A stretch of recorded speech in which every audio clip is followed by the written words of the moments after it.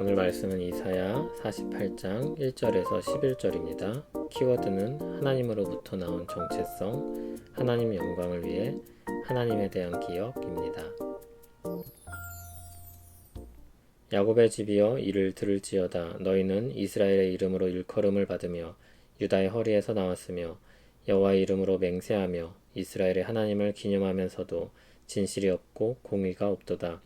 그들은 거룩한 성 출신이라고 스스로 부르며 이스라엘의 하나님을 의지한다 하며 그의 이름이 만군의 여호와라고 하나 내가 예로부터 처음 일들을 알게 하였고 내 입에서 그것들이 나갔으며 또 내가 그것들을 듣게 하였고 내가 호련히 행하여 그 일들이 이루어졌느니라. 내가 알거니와 너는 완고하며 내 목은 쇠의 힘줄이요 내 이마는 노시라. 그러므로 내가 이 일을 예로부터 내게 알게 하였고 이를 이루어지기 전에 그것을 내게 듣게 하였느니라. 그것을 내가 듣게 하여 내가 이것을 내 신이 행한 바요 내가 새긴 신상과 부어 만든 신상이 명령한 바라 말하지 못하게 하였느니라. 내가 들었으니 이 모든 것을 보라. 너희가 선전하지 아니하겠느냐. 이제부터 내가 새 일 곧 내가 알지 못하던 은비한 일을 내게 듣게 하노니 이 일들은 지금 창조된 것이요 옛 것이 아니라 오늘 이전에는 내가 듣지 못하였으니 이는 내가 말하기를 내가 이미 알았노라 하지 못하게 하려 함이라. 내가 과연 듣지도 못하였고 알지도 못하였으며 내 귀가 옛적부터 열리지 못하였나니 이는 내가 정녕 배신하여 모태에서부터 내가 배역한 자라 불린 줄을 내가 알았음이라. 내 이름을 위하여 내가 노하기를 더디할 것이며 내 영광을 위하여 내가 참고 너를 멸절하지 아니하리라. 보라, 내가 너를 연단하였으나 은처럼 하지 아니하고 너를 고난의 풀무불에서 택하였노라. 나는 나를 위하며 나를 위하여 일을 이룰 것이라. 어찌 내 이름을 욕되게 하리요 내 영광을 다른 자에게 주지 아니하리라. 아멘. 항상 신앙의 문제는 하나님을 오해하고 망각하는 것으로부터 출발합니다. 예를 들어 하나님이 은혜로우신 분이라고 생각을 한다면 그 백성은 항상 소망을 가지고 살 수 있을 것입니다. 그러나 하나님이 깐깐하고 폭력적인 분이라면 그 백성들은 언제나 두려워 떨며 살아갈 것입니다. 이사야서를 처음 받아들었던 유다 백성들은 하나님을 어떻게 받아들이고 기억하고 믿고 따르고 있었을까요? 유다 백성들이 했던 일들을 생각하면 그들의 마음을 돌아볼 수 있습니다. 그들은 커져만 가는 외세의 압력에 대해 하나님을 배제한 채로 외교력과 군사력을 통해서 해결하고자 했습니다. 합리적인 생각이고 마땅히 해야 할 일입니다. 그러나 유다라는 특수성을 생각할 때 하나님께 매달리고 의지하는 것이 없었다는 것은 아주 치명적인 문제였습니다. 이미 마음이 하나님을 떠나 있었고 눈에 보이는 그들의 행동을 통해서 그것을 확인하게 되는 것입니다. 그들은 하나님을 잊었고 이방 신들을 두려워했습니다. 거기서 모든 문제가 출발합니다.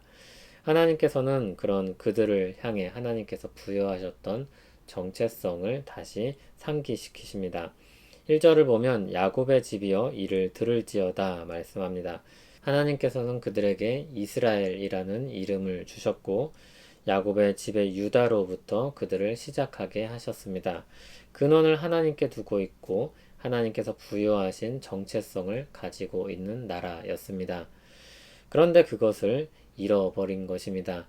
하지만 형식은 여전히 남아 있습니다. 여호와의 이름으로 맹세하기도 하고 이스라엘의 하나님을 기념하기도 하지만 그들 가운데 진실이 없고 공의도 없었습니다. 이름만 남아버린 것입니다. 2절을 보면 더 심각한 것은 그 이름을 가진 것에 자부심을 느끼고 있다는 것입니다. 내가 무슨 집안의 몇 대 손이다. 우리 조상이 누구다. 그런 생각을 가지고 있는 것입니다. 거기에 형식을 다 갖춰서 만군의 여호와를 부르고 있습니다. 하나님께서 그런 그들을 향해 말씀하십니다. 하나님께서 누구신지를 다시 알리십니다. 3절에는 오래전부터 처음 일들을 말씀하셨고 그것들을 실제로 이루신 분이 하나님이라는 것을 알리십니다. 하나님께서 어떤 일이 있기 전에 미리 말씀하셨고 그것들이 역사 가운데 실제로 성취되었다는 것입니다. 그러나 4절과 같이 그들은 완고했습니다. 목은 쇠처럼 뻣뻣했고 이마는 노처럼 단단했습니다. 5절에는 그렇게 미리 알리시고 이루신 일들이 우상이 아닌 하나님의 역사라는 것을 분명하게 밝히십니다. 바벨론이 함락되고 유다 백성들이 귀환하는 것은 우상이 아닌 하나님의 역사였습니다. 그것을 깨달았다면 그들은 하나님을 선전하였을 것입니다. 하나님의 백성이라는 제대로 된 정체성을 가지고 살았을 것입니다. 여기서 하나님은 자신을 떠난 백성들을 향해서 심판을 선고하지 않으시고 새 일을 말씀하십니다. 이전에 하나님께서 말씀하셨던 일이 실제로 이루어졌다는 것을 언급하시고 새 일에 대해서 말씀하고 계십니다. 그 이유가 무엇입니까? 이전에 미리 알리시고 그것을 이룬 역사를 생각한다면 새 일 역시 그렇게 분명하게 이루어질 것을 확신하게 하는 것입니다. 새 일을 이루시는 하나님을 믿고 돌아오라는 말씀입니다. 믿음으로 이끄시는 말씀입니다.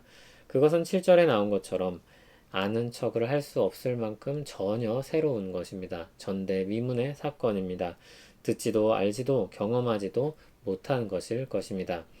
8절에서는 그 일을 알 수 없는 이유가 그들의 귀가 죄로 인해 닫혀 있기 때문이라고 말씀합니다. 그럼 그들을 구원하시는 새 일을 행하시는 이유는 9절 말씀처럼 하나님께 영광이 되기 위함입니다. 하나님의 이름을 위해서입니다.